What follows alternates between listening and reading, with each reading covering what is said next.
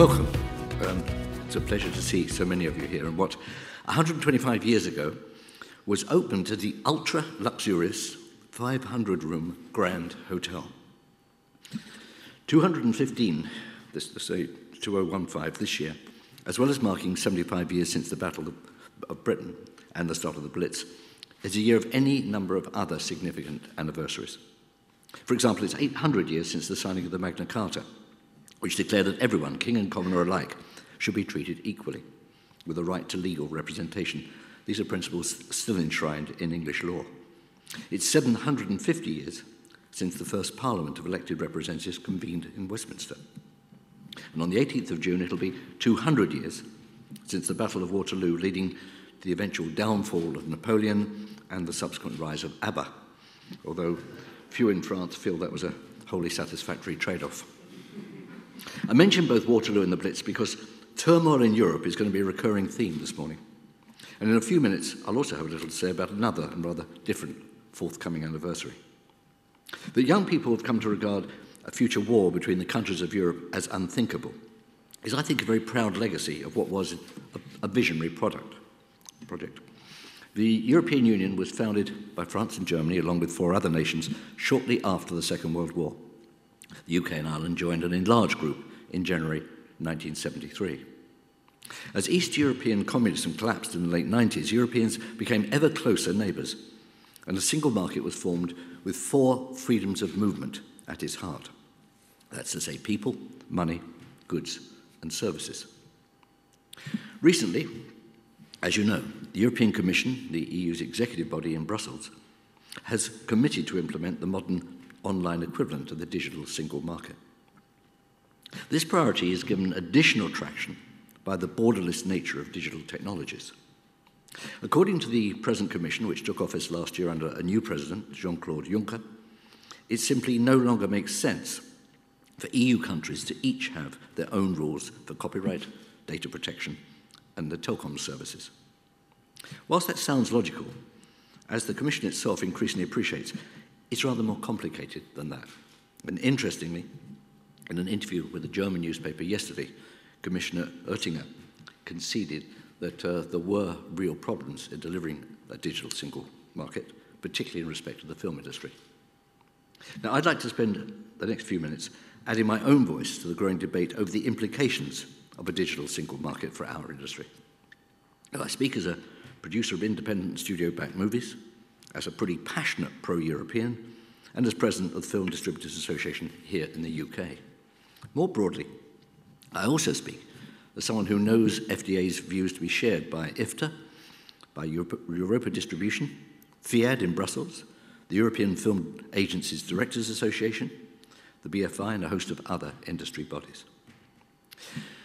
What's at stake here are not only the rights held by creators over how their works are exploited under copyright law, but also the future of the business model which underpins and delivers a large and increasingly diverse range of independent films to international audiences.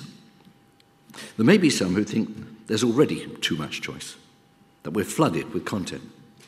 If so, they should be careful for what they wish for, because there are those in the industry who are genuinely concerned that the investments they're making, amounting to literally hundreds of millions of pounds or euros, could be very seriously under threat. This really matters to those hundreds of thousands of people in the creative sector whose careers and livelihoods also appear to be under threat. Currently, around 7 million European jobs and €500 million of European GDP rely on the copyright-based industries. So let's start from first principles. A digital single market in large parts already exists, and to my mind that's a very good thing. The issue for the filmmakers and film goers of Europe is what form of digital single market will serve them best. As many of you know only too well, this is a highly complex issue. In fact, it's an interlocking set of issues. However, there may be a little more common ground and a greater degree of shared interest than sometimes gets portrayed. Film distributors, whose livelihood comes from licensing the titles they represent, are as keen as anyone for this new generation of digital technologies to expand their reach, empowering people to share more and ever better audiovisual experiences. Movies made for global audiences, the Pixar or Marvel titles, for example, can be and are released day and date across Europe, or in some cases worldwide in cinemas with digital projection systems at the ongoing and continuing expense of film distributors. There is, rightly, nothing in copyright law that prevents the simultaneous global release of product. In the music industry, too, pan-European licensing is commonplace, while Netflix expands everywhere, joining dozens of other streaming and on-demand entertainment platforms. So far, so good. I'd also agree with the Commission that enforcement of copyright infringement should be aimed at serious organised criminal groups, the priority being to follow the money. The problem for audiences, and it's a big one, comes when you seek to remove the flexibility for certain films to be released on a territorial basis. Not just released, but actually financed. And when I say territorial, I'm not referring to national silos, but in many cases groups of countries with a shared language. The European film industry is well established as one of the world's largest and most diverse production centres. Europe's total population of 740 million citizens is double that of the USA and over half that of China. Close to 1,500 feature films were made in Europe last year, an indication that something must be working pretty well. Now, surely, if you're thinking of outlawing the model that's effectively enabled all of this production, you'd find yourself looking for some pretty robust evidence about what you plan to replace it with, and whether that plan is going to offer a better service to Europe and its audiences. You can't simply replicate the United States of America with the United States of Europe, even if there were a popular mandate to do so. For one thing, there are 23 officially recognized languages in the EU, and probably an equal number of content classification regimes as well. The high upfront production costs of film and television mean that many projects only become viable through licensing on a territorial basis. There is no reason why Europe's filmgoers should understand the hows and whys of the model that underpins many of the movies they enjoy, but equally, it's a reality that can't simply be wished away. In a nutshell, territorial licensing enables financial advances to be secured against exclusive local distribution rights before a movie enters production. And it's that exclusivity which provides the distributor with the possibility of recoupment and even eventual profit in an ever more crowded marketplace. Distributors' campaigns are necessarily and expensively tailored to a local marketplace, its culture and its language. Maybe the Commission knows something I don't, but I've yet to see a shred of evidence that territoriality works against the public interest. In fact, quite the contrary. Without a solid underpinning of pre-sales, it's doubtful that many UK films such as Mr. Turner, The Railway Man, Philomena, Suffragette or Paddington could ever have been made. The same applies right across Europe. The entire spectrum of cinema that lies between the Hollywood blockbuster on the one hand and subsidized art house titles on the other relies to an alarming degree on territorial licensing. Film production and distribution are two sides of the same fairly efficient business model, a model with an established track record of delivering choice and diversity to audiences across Europe and indeed the wider world. Any one-size-fits-all approach, the very sound of which seems to belong to a bygone analog era, can only result in a significantly diminished film culture. Surely, a healthy, vibrant single market can continue to accommodate a plurality of release patterns. This is not any form of discrimination. In fact, it's just plain common sense. Surely, cultural diversity for Europe's citizens must rate for serious consideration alongside the theoretical ideal of simultaneous accessibility, which doesn't, of course, even occur with every film released in the US. In a piece of economic analysis commissioned last year by the European Commission from Charles River Associates, the authors concluded, and I quote, "Perhaps counterintuitively, a total ban on territorial licensing might decrease, rather than increase, consumer choice. And I'd add, more likely to blow a hole below the waterline of cultural diversity, that same diversity that colleagues from right across Europe fought hard to maintain and strengthen during the GATS trade talks almost 25 years ago. Within an overall digital market, we need to safeguard Europe's local markets in ways that best meet the consumer needs of those markets. It's only when a movie becomes a significant success in its home market that its status, its appeal, its value becomes enhanced for wider audiences everywhere. And who, indeed, those people may well get to experience it a few weeks or even a few months later, never in the past regarded as a disaster. Take as an instance The Artist, one of the most award-laden European films, I think, in history. It was first screened at Cannes in May 2011, opened in French cinemas in October, and in the UK just 2 months later, by which time it was riding the crest of a major set of award nominations. Or a different example, Bloomsbury published the first Harry Potter novel in the UK in June 1997. 15 months later, the US edition was launched. It took several more years for the book to be translated into the 72 languages in which it's now available. But here's the key. If it were available online, everywhere, simultaneously, as an e-book, in English or other languages, surely its value to potential publishers around the world would have been severely reduced. Stieg Larsson's dark thriller, Men Who Hate Women, was first published posthumously and to extraordinary acclaim in his native Sweden in 2005. The following year, a French translation was published, and a German one in 2007. Another year went by before it emerged in English as The Girl with the Dragon Tattoo, reaching UK bookshops in January of 2008 and US stores in September of that year. And as we now know, Larsson's writings stoked the extraordinary success of the Nordic noir crime fiction genre that today spans novels, TV series, and movies around the world. And there has to be a moral, or more importantly, a cultural commercial lesson in all of this. Local audiences will decide what most interests them at any given time in their own cultural and commercial cycle. I find it very interesting that by the time The Girl with the Dragon Tattoo was launched as a book in the UK, there was a Scandinavian TV series was already available. I can't believe that one didn't help the other. The citizens of Europe have such a variety of entertainment options, so many different digital media players to pick from, that the unprecedented demand for movies has to be nurtured and very carefully built upon, title by title and week by week.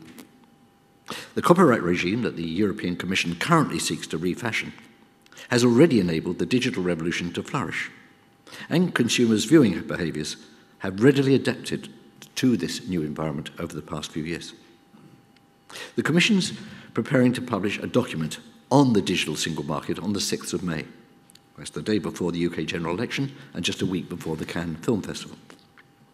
I can only urge the Commission to progress this matter in a thoroughly informed and evidence-based way, in a manner that takes full account of the European film economics and the practicalities of diverse consumer demand and a demonstrable understanding of why things actually work the way they do. I'd suggest that the Competition Directorate that's about to adopt similar disciplines when weighing evidence in relation to the inquiry on e-commerce that announced last week, similarly takes the same steps. The Commission has a clear responsibility towards audiences, that's to say, the citizens of Europe. And I'd argue that the choices of these audiences matter more than any newly adopted orthodoxy or digital ideology. I'm not, nor ever have been, a fan of protectionism or the status quo. So this morning, in addition to laying out my concerns, I'd also like to look through a wider lens, focusing not just on business in 2015, but offering something of a vision for 2020 and who knows, even beyond. My appointment as Digital Champion for Ireland resulted from my having always advocated digital as being at the heart of all aspects of policy, both in commerce and in education. The digital world continues to shift on its axis and is changing our lives much faster than many people seem prepared to acknowledge. The UK is now the biggest e-commerce market in the world, with a greater spend per head on and over the internet than any other country. Online shopping has dramatically broadened the scope for impulse buying, perhaps triggered by a valued recommendation. And I hope that film portfolios can increasingly benefit from exactly this phenomenon. At key junctures in its history, the film industry has always adapted supremely well to seismic change. How many naysayers were on hand at the dawn of sound, or of television and video, even of multiplex cinemas? The short answer is a hell of a lot. But in just about every case, they were proved wrong. To an extent, our industry is already reinventing itself for the 21st century, for a digital era in which China becomes the world's biggest film market. Incredible as it may seem, last month, for the very first time, China's box office outstripped that of the US. This is an era in which IMAX-sized screens are being fitted into homes as well as in cinemas, an era in which movies face ferocious competition in the time economy as well as in the financial one. YouTube's top 100 channels generated over 14 billion views in January 2015. That's more than double the equivalent plays in January 2014. These are levels of growth I don't think we've ever seen, certainly in my lifetime. This is an era in which film recommendations can be sent to the wristwatch of every potential customer, let alone to their iPads or their tablets. We're having to adapt all the time to different screens. And the idea that actually today you're making a movie that could well appear on IMAX and could well appear on a watch is a quite terrifying proposition. But nonetheless, they all become part of a very real value chain. It's with Apple's smart technology in mind in particular that I'd like to offer a further example. In January 2007, Steve Jobs, then CEO of Apple, first introduced the iPhone. This will change everything, he observed. And I'm not sure any more prophetic words have ever been spoken. Barely 8 years later, about half the adult population in this country owns a smartphone. And by 2020, you can be fairly sure it'll be up around 80%. Smartphones are socially and commercially transformative. As mini supercomputers, they bring people online, they collect data, and in every sense, they offer a platform for growth. Asked which media device they would miss most, British teenagers tend, unsurprisingly, to pick their mobile phone over their TV sets, their PCs, or even their games consoles. I've written about children's evolving media habits in the new FDA yearbook that's published just this month. It contains a wealth of rent track statistics as well as a timely article on the digital single market by Jelmer Hofkampf, the Fiat representative who speaks knowledgeably for the film distributors in discussions in Brussels. This month, the BBC's technology programme, Click, broadcast a half-hour HD episode, shot and edited entirely on smartphones and tablets. It was the first time a piece of long-form BBC content had been made that way, but I'll wager it will not be the last. At blistering speed, smartphones continue to reforge the entire industry, film and TV included, and there's no turning back. But even in a sector that's well used to disruption, I believe that the digital revolution constitutes the most fundamental paradigm shift that we've ever known. And we need urgently to grasp the huge opportunities, as well as addressing the many, many challenges that it represents. Those of you with companies based in an EU member state who've previously made applications to Creative Europe's media programme will be familiar with the long-standing and very worthwhile Selective scheme. It's designed to promote the transnational distribution of European films, giving European audiences access to a broader range of movies. It works by incentivising groups of distributors, a minimum of 7 per group, to release non-national films that will face far greater challenges if left solely to the marketplace. In the near future, taking the Selective scheme as a template, you may find it advantageous to consider ways to partner up with fellow independent distributors in other European markets. It's worth exploring the strategic alliances that might be formed to increase your reach and your options in bringing films to European audiences in a rather more networked way. Distributors already possess all the requisite business skills, risk assessment expertise, and entrepreneurialism to make it work. Which doesn't seem a bad moment to add my voice to those who feel that a greater share of public funding support should be targeted at distribution, the point at which films connect with their audiences. This view is supported by the fact that only last November, an independent study on the international dissemination of European films found that the imbalance between support for production and distribution seems to hinder the easy circulation and optimum success of some films. That's the quote from the report. European public funders reportedly spend less than 10%, in fact it's 8.4%, of their annual budget on distribution, compared with almost 70% on production. And it might not be a bad idea to seriously reassess the arguments for this imbalance looking into the years ahead. I have two further items to offer. One relates to data. It's hard to overstate the importance of data in the digital world.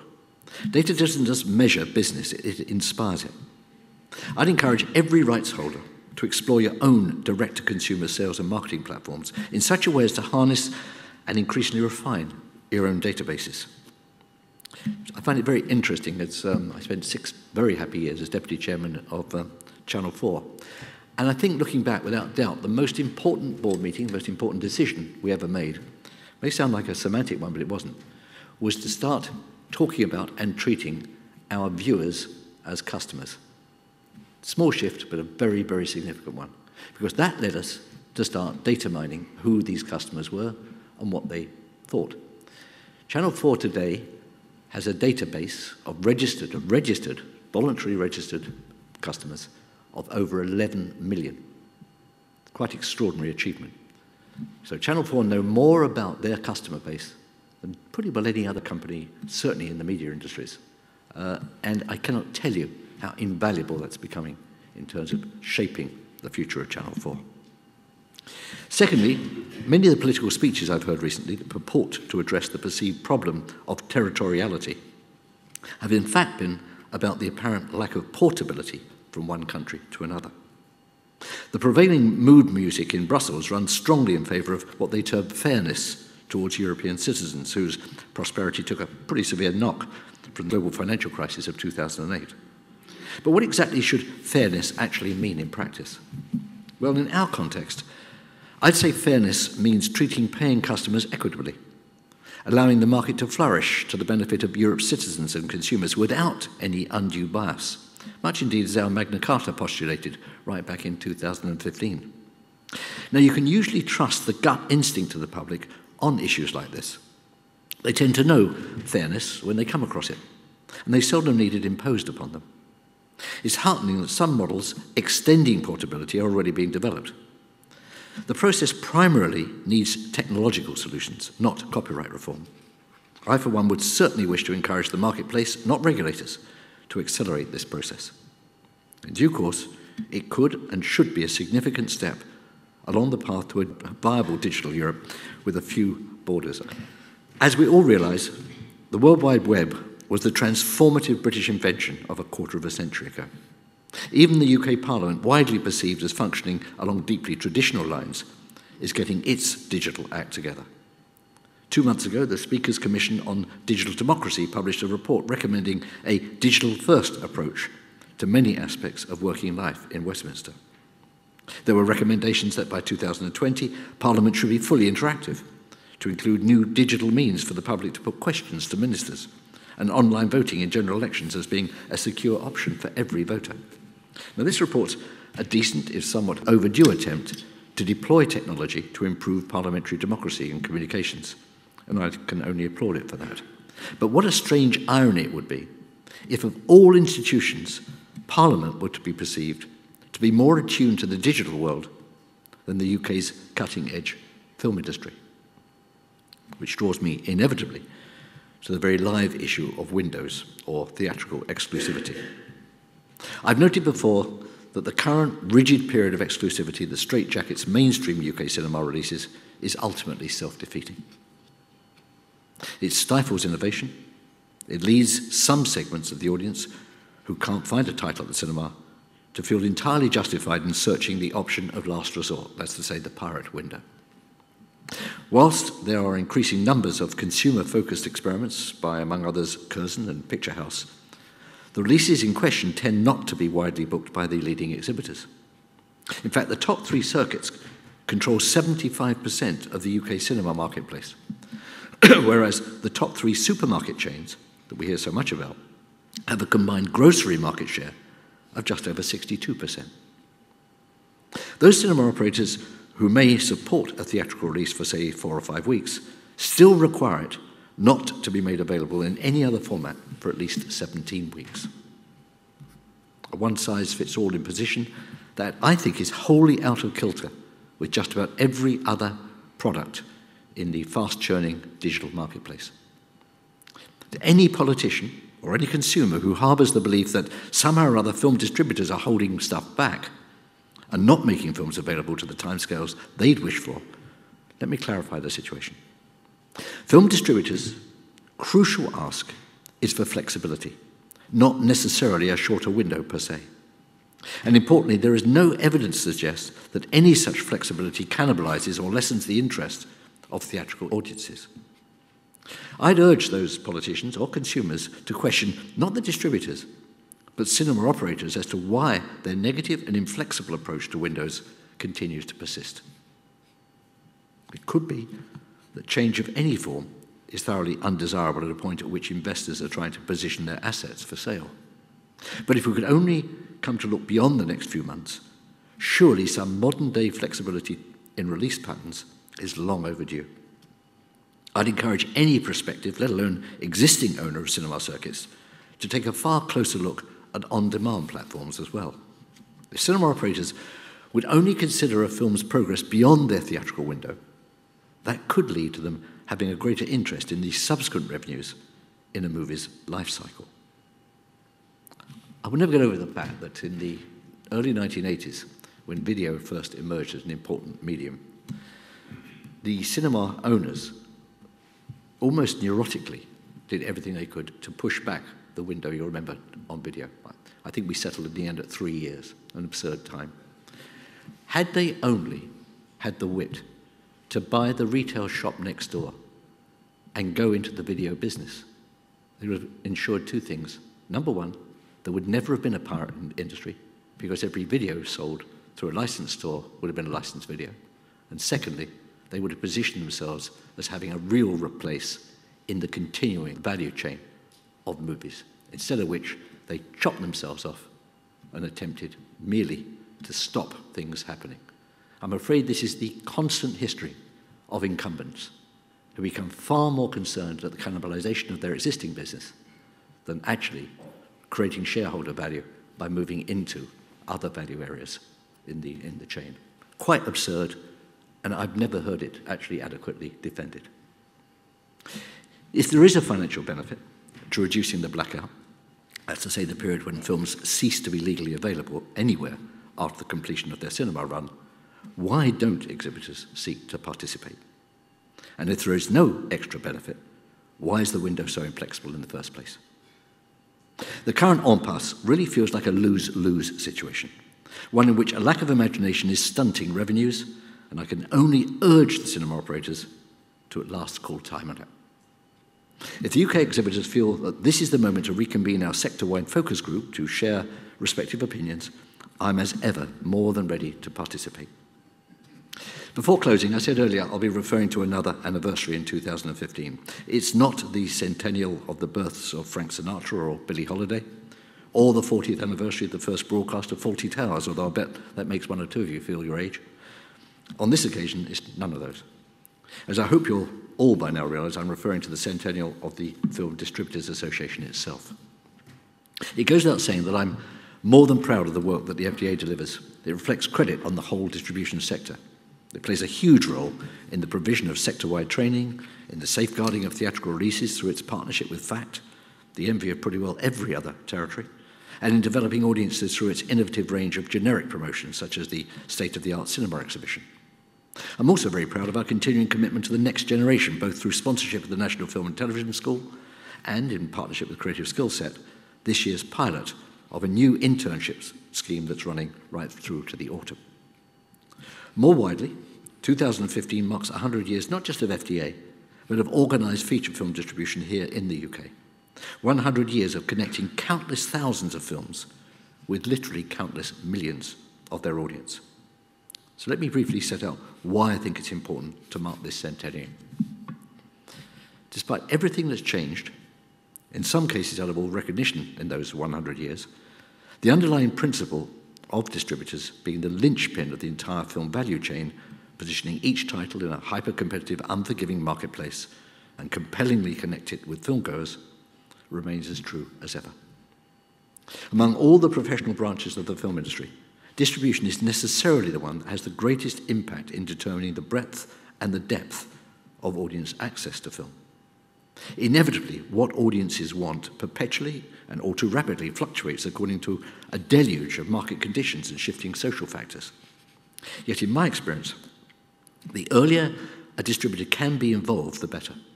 Distributors may be able to offer a valuable perspective on any number of production choices, and they can certainly help highlight those distinctive elements of a production that can later be developed as promotional works. Film distribution is the powerhouse at the centre of our thriving creative industries. Film impacts upon design, upon advertising, publishing, music, and many other forms of creativity. Earlier this year, the Department for Culture, Media and Sport published an update on the value of our creative industries. They're currently worth £76.9 billion to the national economy, and their tally of 1.7 million jobs amounts to one person in every 18 that's employed here in the UK. The creative industries generate a large flow of VAT payments, 200 million from cinema tickets alone, and a great deal of inward investment. They also continue to deliver desirable jobs, transferable skills, export opportunities, and the best possible platform with which to promote this country overseas. I can only sincerely hope that after the general election, whoever forms the new government will continue to offer robust support, financial, regulatory, moral, and political. FDA's centenary programme will very appropriately embrace other areas of creative endeavour. The celebrations will kick off on the 4th of June with a special concert at the Royal Festival Hall. The Philharmonia Orchestra will bring to life great British cinema, a selection of themes that between them help to define us as a nation on the big screen.